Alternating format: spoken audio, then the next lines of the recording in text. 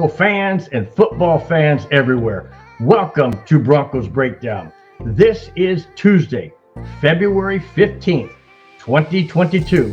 I am your host, Bronco Bill. Guys, I got a special guest tonight.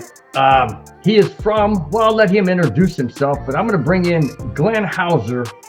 And Glenn, wonderful to see you. How you doing today? Oh, thanks for having me. I'm excited to join you tonight. So, absolutely. You asked me to introduce myself. Lifelong Bronco fan. Grew up in Colorado. I live in New Hampshire now. Season ticket holder, actually, and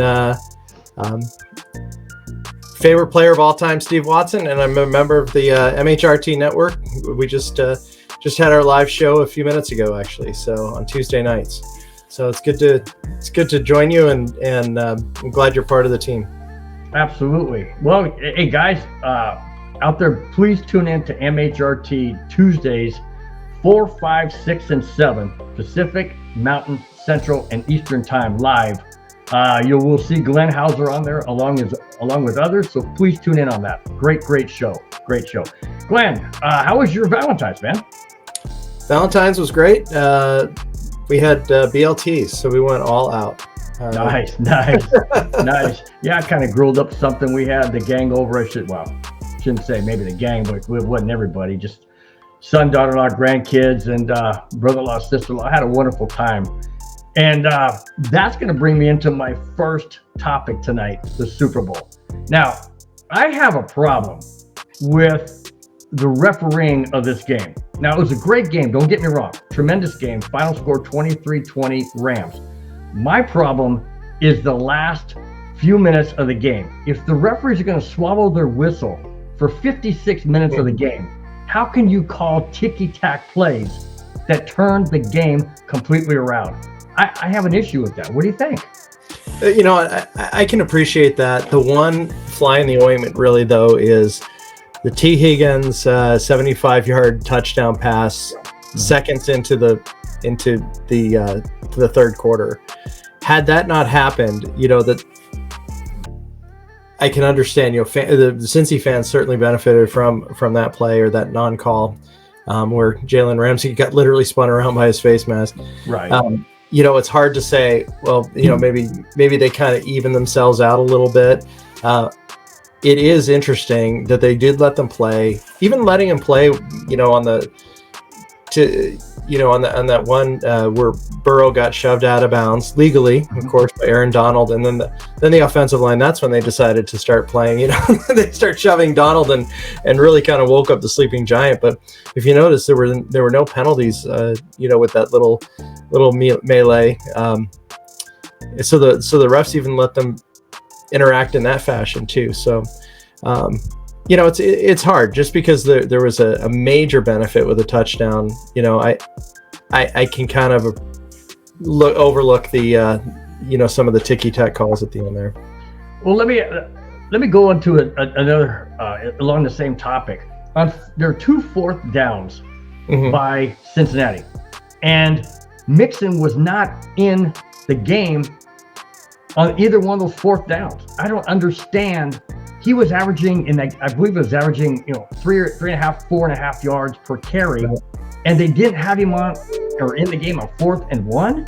I don't understand that. I don't know if maybe he the coach outthinked his own game plan, but to me, I just don't understand why you wouldn't have the best running back on that team in the game.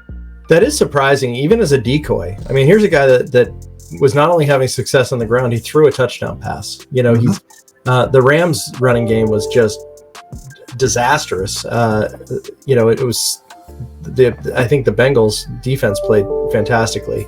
But that is a little bit surprising that even just not even to have him in there. If you remember that Burrow had that 4th and 1, and they had 5 receivers, so they weren't even pretending that they were going to have someone in the backfield, and he ended up scampering and doing that. He hasn't mastered the slide yet. I don't know if you've noticed it. Yeah, that's true. But that's true. That's a good point. I hadn't really thought about that, but Mixon is someone that they have to pay attention to, and when you say that, it just kind of reminds me of when Terrell Davis couldn't see, and he had the he had the migraine and the first Super Bowl win for the Broncos, and they basically sent him out there and said, just give the impression that you're going to get the ball. Exactly. So. And that was one of the reasons why I brought this up, because if you use him as a decoy, and if you fake it to him, they're just going to be swarming in to get him. Then you just roll Burrows out to the right, or maybe into the gap, the B gap or whatever. All he's got to do is get 1 yard. And it frustrated me because I wanted the Bengals to win because I'm an AFC guy. But I'm happy for Von Miller. I really am. And that's why I got the Von Miller jersey on today, just to kind of represent Von Miller. Glad to see he won 2 rings. I wish it would only been with Denver, but it wasn't. That takes me to Von Miller's top, which is, do you realize that Von Miller became the first NFL player in history, Super Bowl history, to have multiple sacks with two different teams. The Broncos in Super Bowl 50, and then the Rams, of course, Super Bowl 56. Becomes the first player to ever do that. My question to you is Von Miller a first ballot Hall of Fame on the merit that he's already accomplished in his young career in the NFL? I think he has. But we talked about it a little bit on the show previous to this, and the fact that Demarcus Ware wasn't a first ballot Hall of Famer, when I thought that was an absolute slam dunk. With I thought he was a first ballot Hall of Famer before he even signed with the Broncos. Just his Cowboys career, to me, felt like it was substantial enough that he would get that call. So there's a chance if they're that picky, but I can't imagine 5 years after Von retired and get the knock on the door, and especially since he's not shown any signs of being interested in retirement. He's only going to pad those statistics a little bit more. I mean, he was injured when the Rams first got him. He had a little bit of a slow start, and then he had nine sacks in the remainder of the regular season and in the postseason for them. You mentioned that he had multiple sacks in 2 Super Bowls for 2 different teams. He now actually is tied for the all-time lead in Super Bowl sacks at 4.5 sacks in a bowl game, and he did that in 2 games, and. Oh my gosh, I'm having a total. Charles Haley had it in 5 games, so it's like, hats off to Von. I had entered that game, and it was the first time I can ever remember with the Super Bowl that I didn't really have a preference who won. It wasn't that I was indifferent. It was like, Joe Burrow was probably my favorite non-Bronco. I just love the guy. He did slide down a little notch when I saw his suit with that whatever forest ranger hat he was wearing. Right.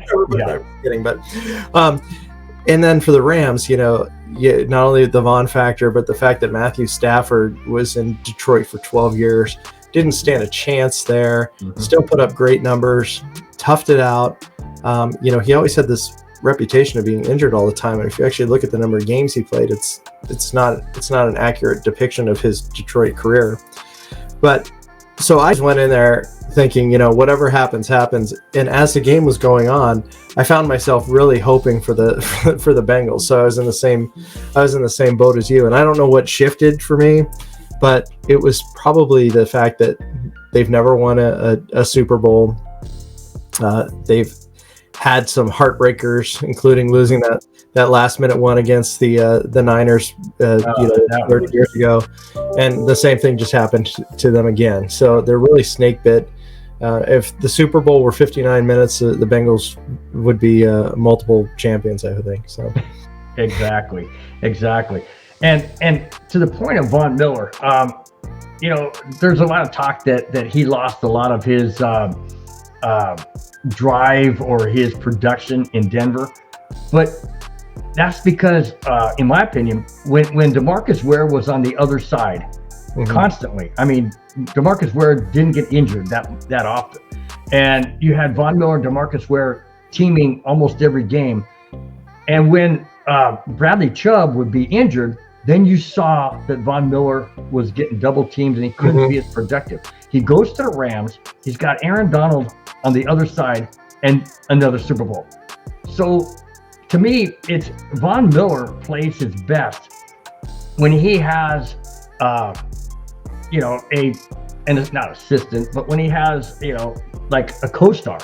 And that's because you can't double team both of them. You just can't do that. So hats off to Von Miller. Glad you got the Super Bowl. Hope you come back to Denver because now you're a free agent. So let's hope he comes back. But then again, if he does come back, I hope we get an edge rusher that can not accommodate, but be there to take some of the pressure off of him. Leave it to a guy in Southern California to use the term co-star, right? So but I think you've completely described that perfectly. Vaughn people were wondering why is he not playing well this year? And he was playing well this year. I mean, like, our record was not great, but our defense was. And he had a ton of double teams. And if he had that other player that could either be the double teamer or the teamee, I guess, or just share the load, it would have been a lot better. And the fact that Aaron Donald was there, I mean, that guy is a guy, now that's a first ballot Hall of Famer. That's not even a discussion to be had. And, it's, you're 100% right. So there's talk that Vaughn, people want Vaughn to come back. Tim Patrick is tweeting, "Can come back?" I don't know if I see it happening. I had read that he, in the Sports Illustrated article right after the trade, that he put up his house for sale immediately, and it kind of surprised me. He had lived there for the whole time he was with the Broncos. He had this incredible nightclub in the basement, so the players wouldn't get in trouble. They could just come over to his house to Club 58.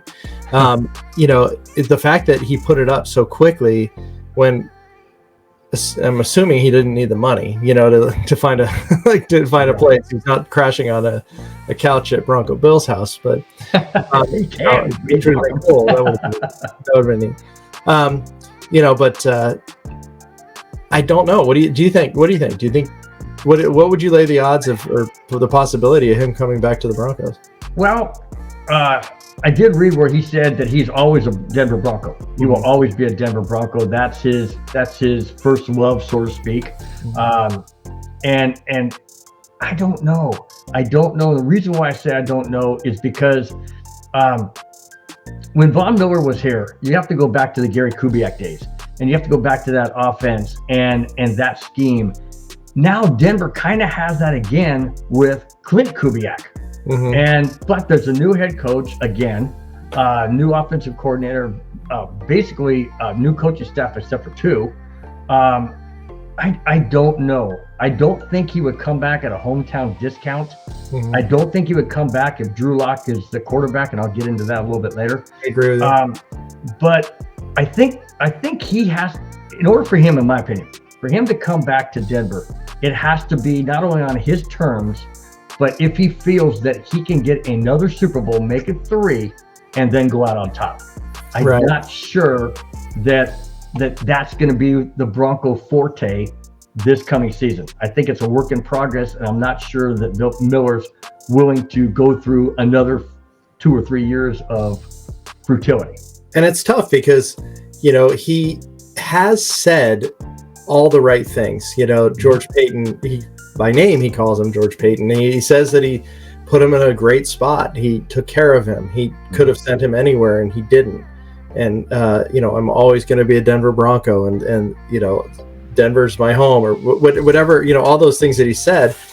And then you would think that he'd say it once, and then we would never hear it again. But he's continued his entire stay, including through the Super Bowl, to say that. And he was saying it at media day at the Super Bowl. So I don't know if it sends mixed messages, if he's throwing the line in the water, trying to see if Peyton will bite, but it'll be interesting, but I 1,000,000% agree with you that he's not going to come back. unless we have a superstar quarterback because if nothing's changed, what's the point of going back? Exactly.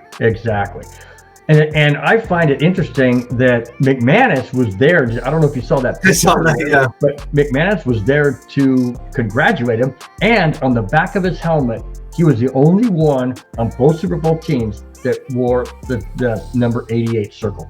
I thought that was awesome. Yeah, the NFL let him put that on, and I think he's the only NFL player that's not a Denver Bronco that was allowed to have the 88. And I don't know if you know the relationship with him and McManus, but I mean, he's the godfather to McManus's twins. So, really? They are super tight. So it was no surprise to see him there, but it was interesting to see the guys from, unfortunately, our glory days 7 years ago. Yeah. Now, do you think McManus? Speaking of McManus, do you think he could somehow pull him back into Denver and say, "Hey, this is what we got going. I got the inside stuff of the coaches, and I've talked to the players." I mean, I know there's a lot of players that are just totally excited. I watched an interview with Justin Simmons prior to the Super Bowl, and he said he's ecstatic to have Hackett as a coach and to just be able to work and go forward in this process. So it seems to me that there's a collective agreement that this team, these players are excited about the upcoming season. And I feel the same way. I'm totally excited. I'm just not excited about who we may have as quarterback. I know. So I don't know if you watch the Behind the Broncos videos that Broncos media puts out, and they're phenomenal. I mean, my hat is off to the people that work for the team and put these amazing videos back.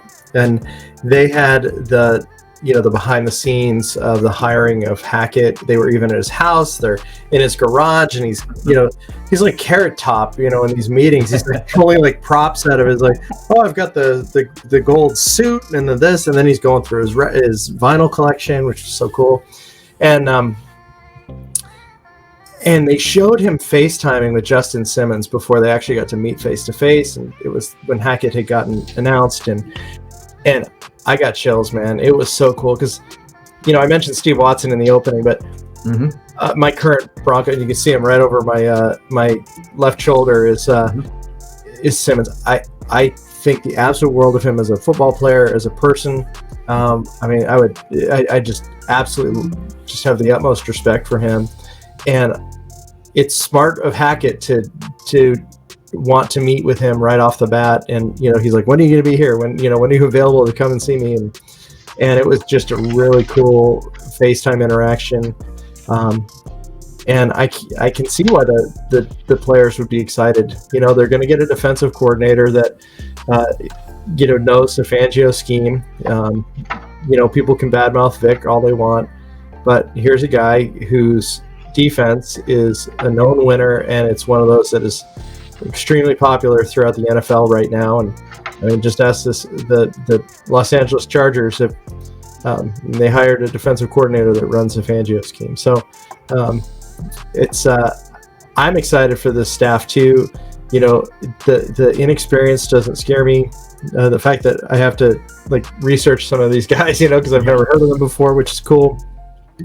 Boggins from our show, he talked about how they're actually bringing on what he called accountability coaches, which I thought was a great term. Keeping a Bill Kolar, bringing in a Dom Capers, having some of these other guys that Hackett's brought in. That it's you may have these young guys, but you'll have the ones with a lot of experience still in the room that everybody can tap into for their comments. Oh, I totally agree. And then that's going to take me right into the new coaches that we have. And I want to get your opinion on some of these coaches. Now, okay. It says that here it says in this article I got, and this comes from, flipping through these pages, sorry about that. That's okay. Correct. This comes from Mike Kliss of 9 News. And Mike Kliss says that this is one of the youngest coaching staffs of inexperience in the entire NFL.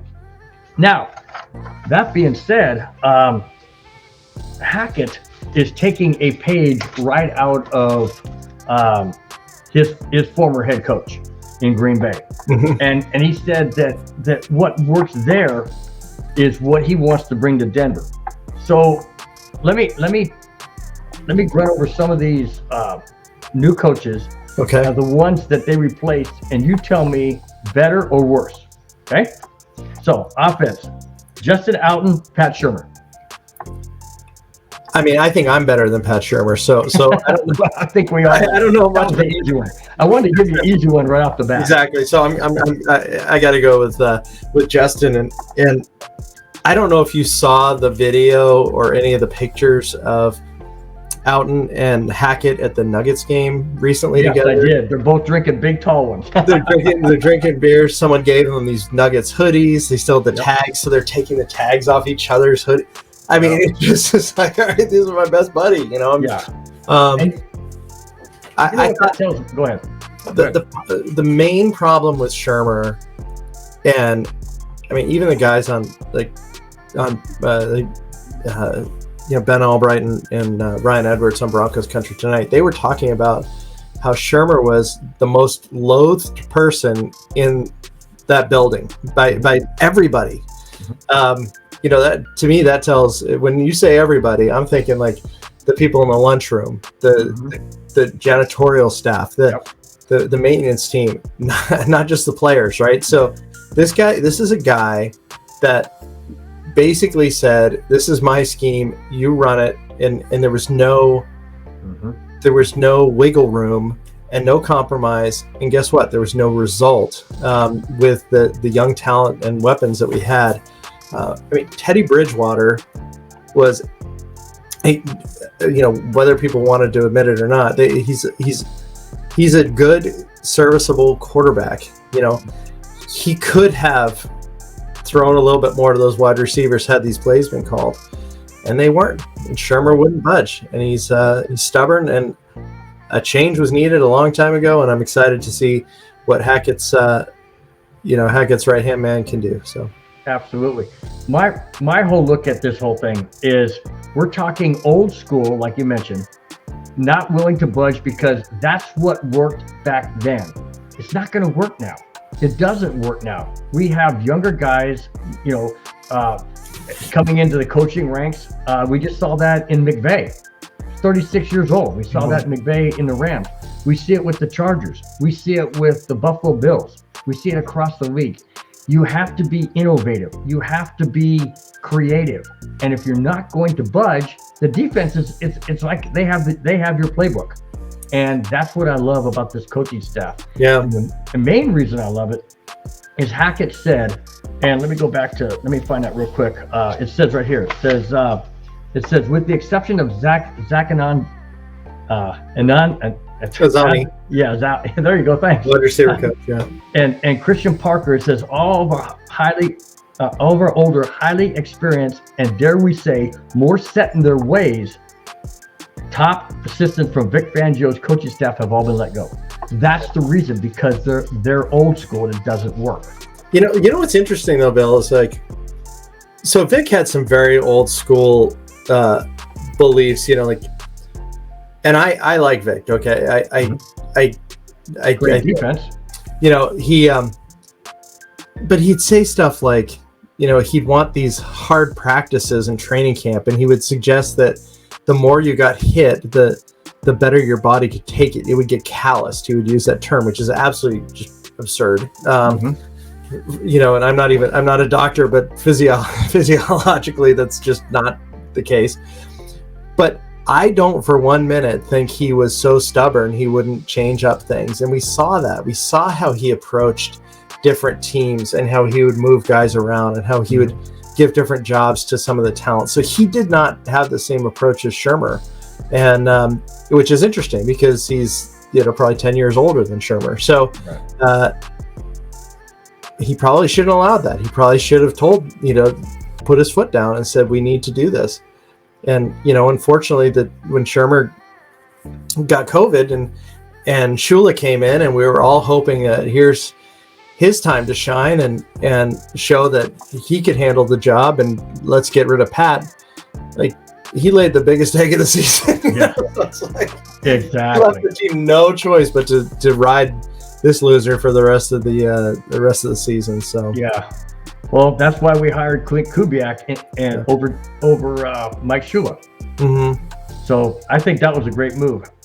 How about Butch Berry over Mike Munchak? Well, that's tough. I mean,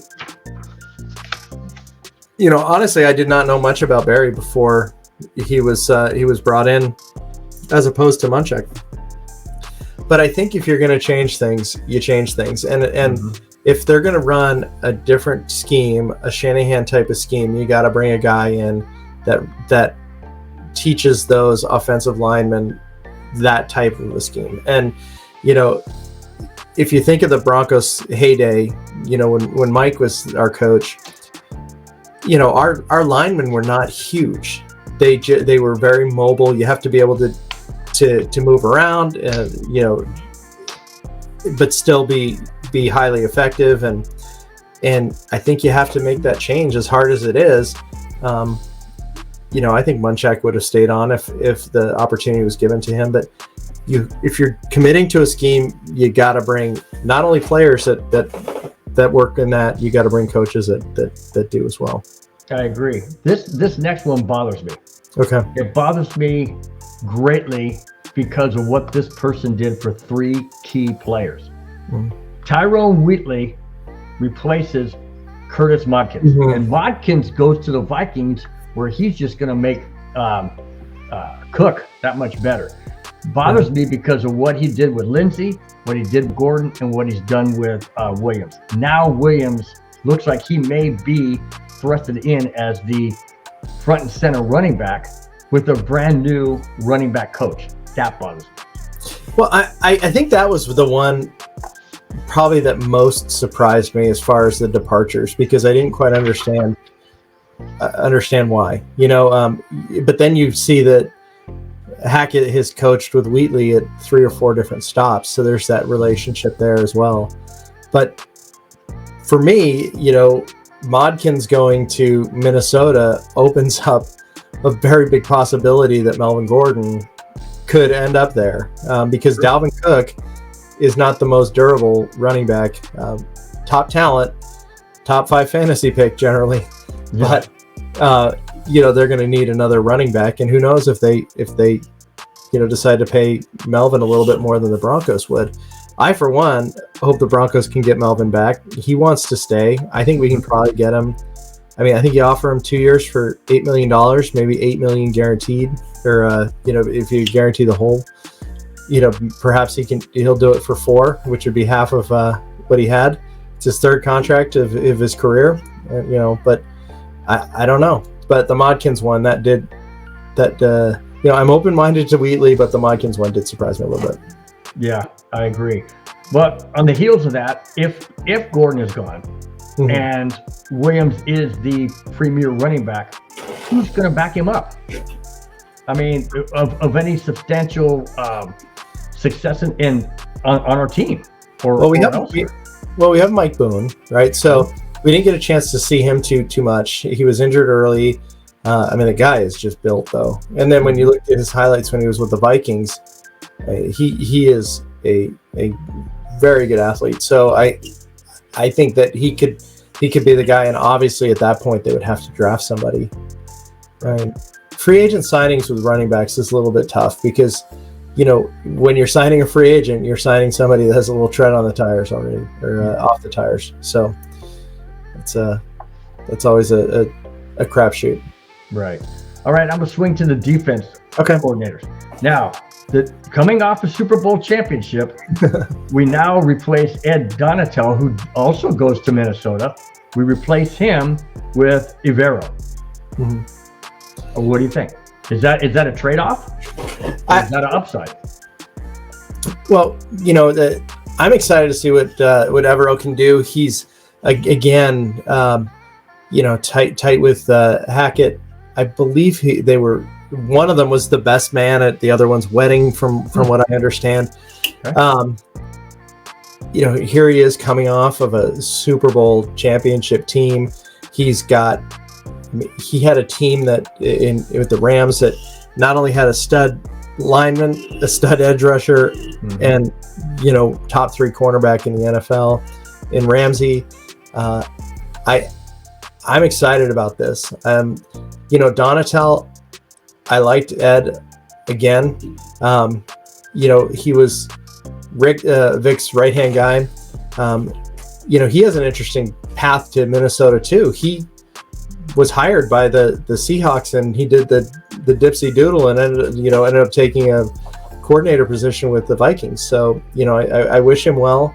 I think he'll be successful there. And but again, you can't miss the playoffs for 6 straight years and not blow the thing up on the coaching side, because we're not going to blow it up on the player side because we don't have to. We have the players, but the window is closing. And we haven't even had the opportunity to open it.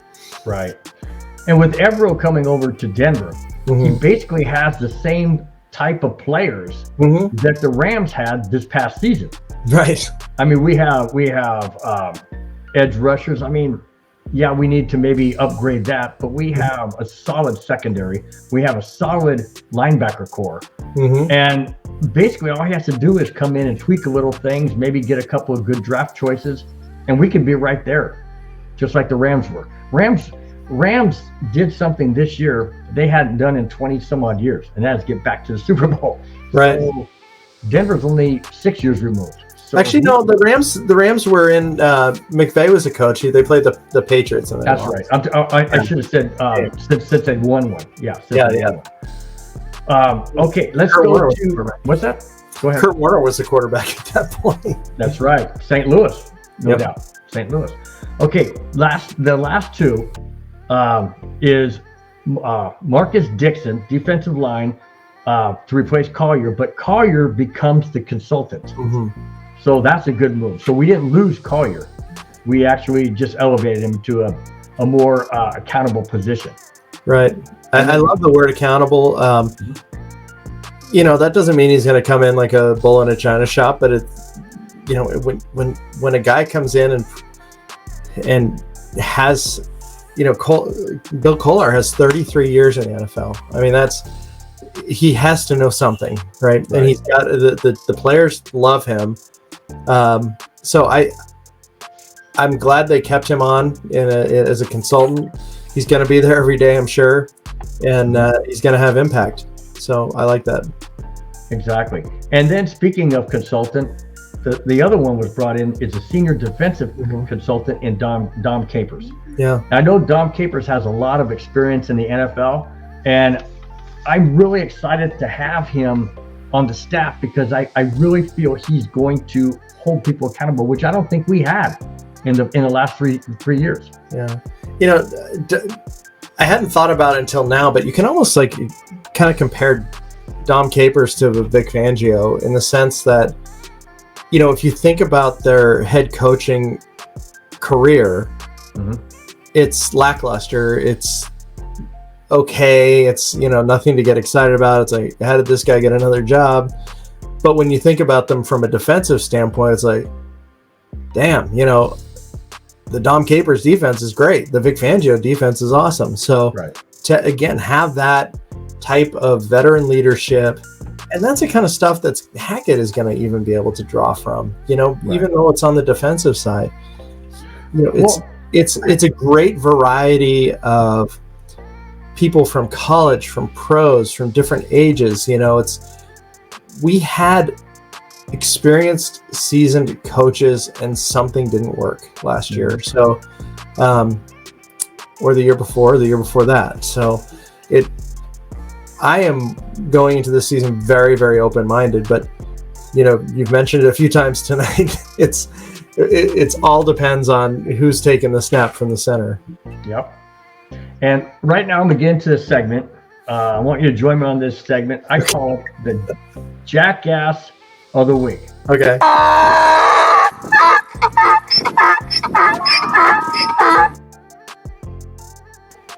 And this week's Jackass for the week is the Hall of Fame Selection Committee. We touched on this a little bit earlier, But let me give you a few comparisons to Demarcus Ware, who did not get in on his first opportunity, but Richard Seymour did. Now, both players played 12 seasons. Demarcus Ware played 178 games, Seymour 164. Total sacks, Ware 138, Seymour 57 and a half. Tackles, solo tackles, Ware 459, 326.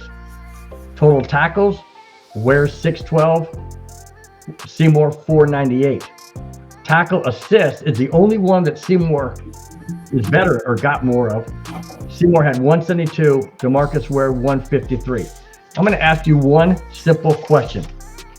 Why is Demarcus Ware not in the Hall of Fame and Seymour is? Well, I think, Seymour did play a different type of position than Ware. This wasn't his first time up for induction, by the way. So he has been told no quite a few times. But, I think the fact that he was a defensive lineman, that you don't expect him to have the type of sacks that a Ware would have. He also was with the Patriots when they first started their dynasty, so he has a few Super Bowls under his belt. I actually expected Seymour to be in the Hall of Fame prior to this point. It just, some of the ones that really stood out for me, that maybe when you think of who shouldn't have been in, or maybe should have waited a little bit, perhaps longer, is like, I don't get the Leroy Butler. I agree. He invented the Lambeau Leap. Other than that, I'm just not, and I've been a football fan forever, I'm just not remembering where, when we're talking about cornerbacks in the NFL, that he was even in the top 3 ever when he was running, and maybe I'm wrong, but I don't get that one. Could it be a Patriot thing because the Patriots are the Patriots? Could it be a snub against the Broncos because there's tremendous Bronco players that are not in the Hall of Fame? Yeah. Go back to the Orange Crush and all that. I don't think it has anything to do with the Broncos. I don't think it has to. I don't think they picked Seymour over Ware. I think it just so happened he finally made it. It's like Tony Baselli. Tony had been a finalist for a long time. He finally made it. And he probably deserved to be in there. I know a lot of people, aside from Ware, the other one that people are most upset about is Devin Hester. And I don't know if I was as on board about him being a first ballot Hall of Famer, but I mean, here's a guy that changed the entire, I don't think we'll ever see a player dominate special teams and change the course of a game quite like Devin Hester. But, he didn't get in. And the momentum was on his side as far as being a first ballot guy. And so when's he going to get his opportunity? Right. It's tough. The fact that Randy Gradishar isn't in there still burns my, because, when they had the Centennial class and all those guys they just expanded the class to, I got up super early that day because I was convinced I was going to finally, I think I had my Randy Gradishar jersey on. It was like before my work, like going to work. And, and to see him not get it, it just, I don't understand it. A lot of Broncos have gotten in recent years, which is great. But the further you get away from the Orange Crush and I think Rod Smith is somebody that should be seriously considered. Why does he fall short, Well, how is Dick Vermeil in the Hall of Fame and Mike Shanahan's not? I know. I mean, I that's what I'm saying. To me, and I know I'm biased because I'm a huge Bronco fan. I've been a Bronco fan since 1976, and I just don't understand why the Broncos are snubbed time and time again. Look how long it took for Terrell Davis to get in. Yeah. It's uncanny to me how there are not more Bronco fans in the Hall of Fame, especially Mike Shanahan. He absolutely deserves it. Absolutely. Yeah. The Vermeil one was a surprise to me also. I mean, he's been to the Super Bowl a couple times. He he lost his first one in 1980 against the Raiders. And then he won with the Rams. And I think a lot of it has to do with that he's just a good guy. That people like him. He was a great broadcaster for college, for pro. Maybe that has a lot to do with it. I'm not saying that Mike Shanahan's not a great guy, but I think that maybe the Vermeil deal has the fact that he's well liked has something to do with it, because I don't necessarily see with him as a Hall of Famer, as a one-time Super Bowl champion. True. All right, I'm going to switch off of that segment and I'm going to go into the last topic. We talked about quarterbacks a little bit earlier, who could come to Denver, who may not. There's a lot of speculation that Rodgers may stay in Green Bay. He may end up retiring. He bought a house or whatever in Tennessee. Russell Wilson may stay in Seattle. So that means to me, what if Drew Lock stays? Now, here's what Mike Kliss again of News 9 said, and I quote, Hackett has said that Hackett's offense promises to bring out the best in Drew Lock. Does that mean that Drew Lock is staying with Denver? And if so, how much more can we stand from Drew Lock? I don't know if we've seen his best. I have no clue, but I just know that he's streaky and he just doesn't seem to grasp the offense. But with the new coaching staff, right, is it possible, in your opinion, that Drew Lock could be elevated and be that guy that we all hoped he would be? I guess, like, to go the easy way out, anything's possible. I've never seen anything like it. You mentioned you've been a Bronco fan since '76. I started watching in 1977, which was spoiler alert, that was a good year to start watching the Broncos. Yeah, but I've never seen any sort of divisiveness amongst Bronco country, like the whole Teddy Bridgewater, Drew Lock thing. I mean, people just started going after Teddy for no reason. I mean, the guy's like considered one of the most decent people in the entire NFL. Everybody cares for him. And he was just taking grenades left and right. To get to the answer to your question, as far as I'm concerned, is I don't know if you can teach judgment. It's and I got to tell you, I've got a Drew Lock jersey hanging over there. Okay, I've wanted this guy to be the guy. I think he's fun. I think he's energetic. When he's on, it's exciting. The problem is you never know when he's going to be on. And that's the thing. It's people make a lot of excuses for him. They say, well, they got rid of Scangarello. Well, Scangarello was like the most boring conservative play caller. When Vic Fangio has to step in and say, we're not taking a knee to end this game, we're going for it. That's kind of problematic. It should be the opposite thing, right? The defensive coordinator, the defensive head coach should be saying that. And the reports were that it was like you weren't even trying to develop a quarterback, you were also trying to develop an offensive coordinator. So that just wasn't going to work. So that's why they brought a Shermer in, a guy with experience, and they thought, he could do his thing. Well, the problem is he doesn't budge. He doesn't change his plays to match the skills of the player. And did that for Drew? Probably to some degree. Is that responsible for him throwing one interception after another? That season, I don't think he can blame Pat Shermer for that. Four interceptions against the Raiders. That's like what Aaron Rodgers had in a season. I mean, it's just. I don't know, but there's a huge possibility, and if he is a quarterback, I'm certainly gonna cheer for him. And but there is a very distinct possibility that if things don't fall into place as a lot of our us fans trying to get a veteran quarterback hope they will, that game one starters is number 3 himself, Drew Lock. I agree. And the reason why I brought that up is simply for this. I believe if we don't get a veteran quarterback like a Rodgers or a Wilson, I believe that there is going to be a different look to Drew Lock. He looked a lot better the last 3 games. He didn't throw interceptions. He didn't turn the ball over. I feel that if we have to go in that direction, that he's going to maybe just toe the line, so to speak. Maybe create some aggressive play calling or, to his strengths.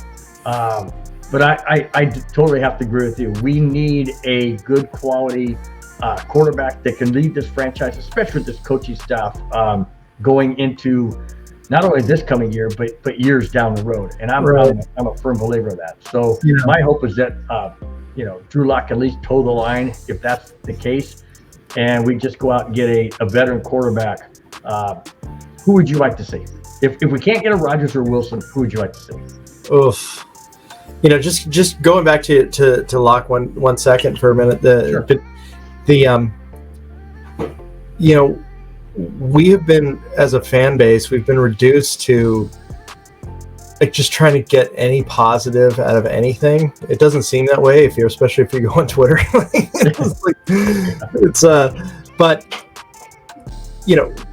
Drew Lock, last 3 games, boy, he played great. He didn't turn the ball over.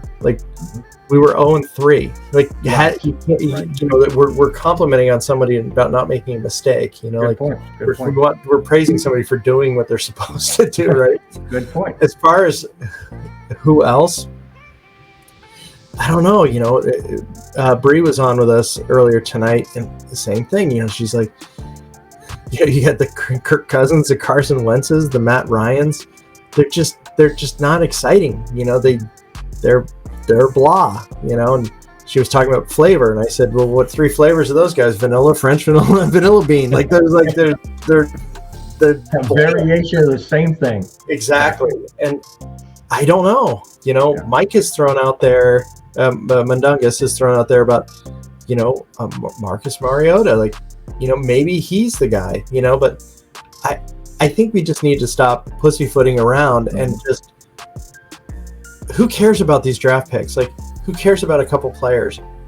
Get a guy in here. These teams need to shed. They not only need to shed salary, they need to get draft capital, especially Seattle. And just throw something crazy out there. That's what we're missing. That's the main thing we're missing. We won't stand a chance otherwise. So let's quit fooling around. And I think I trust George that that's what he's building towards. I don't care, quite honestly, with the quarterback situation. I don't care if he's irresponsible. The Rams have given up all these picks, and what have they given up? The 32nd pick, the 64th pick, right? They've given up nothing. Right. We're giving up the 9th pick. A big difference. Mm-hmm. Absolutely, I totally agree. Glenn, it's been a pleasure. It's been an absolute pleasure to have you on. Any topic another variation of whatever we talked about, you want to bring that up? No, I love the Jackass opening, by the way, and thank you for letting me babble on and on. I appreciate it. Hey, that's what this is all about. That's what it's all about. I want to get your opinion and what you think, and I'm just so glad and honored that you wanted to come on. I really appreciate it. So awesome. one last time before we head out, go ahead and say when you're on and the different shows. Go ahead and plug that, and then we'll go out. All right. So we have MHRT. It's on Tuesday nights, 7 Eastern, 6, 5, and 4. And Bronco Bill has his show on Wednesdays, and then we have the Nothing Rhymes with Orange and Blue podcast with Johnny and Isaiah on Thursday night, 7 Eastern. 6, 5, and 4 as well. So, the network is growing, which is exciting. We had our neighborhood show that was the pregame show for the games, which obviously is on hiatus with the season off. But Isaiah Henderson from Nothing Rhymes is going to be doing a show about prospects, and it's called Rough Draft. So that's going to be coming up soon. So there's a lot of activity. We appreciate, all the listeners. Most of our shows are live, which is fun because we're getting instant questions and comments and jokes and interactions. So it's going well, and just excited to be part of it. It's a lot of fun. I totally agree. Guys out there, watch my show on Tuesdays. I post it on Tuesdays on YouTube. It's under Broncos Breakdown, hosted by me, Bronco Bill. So check that out. It's posted every Tuesday. Also, like Glenn said, Wednesdays, it's uploaded to MHRT Network, 4 Pacific, 5 Mountain, 6 Central, 7 Eastern. Once again, thanks a lot, Glenn. Really appreciate it. And I'll be watching on Tuesday like I always do. Take care. Guys, thanks a lot. That's all I got. Thanks a lot for watching. Thanks for subscribing. We will talk to you next week. Have a wonderful, wonderful rest of the week, and we'll talk to you then. Take care. Bye-bye.